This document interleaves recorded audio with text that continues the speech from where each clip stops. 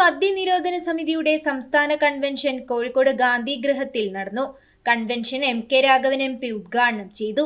ഒരു വശത്ത് മദ്യം വിപത്തെന്ന് പറയുകയും മറുവശത്ത് മദ്യവിൽപ്പന വർദ്ധിപ്പിക്കുന്നതിനുള്ള നടപടികൾ സ്വീകരിക്കുകയും ചെയ്യുന്ന കാപട്യമാണ് LDF സർക്കാർ സംസ്ഥാനത്ത് നടപ്പാക്കിക്കൊണ്ടിരിക്കുന്നതെന്ന് MK രാഘവൻ MP കുറ്റപ്പെടുത്തി.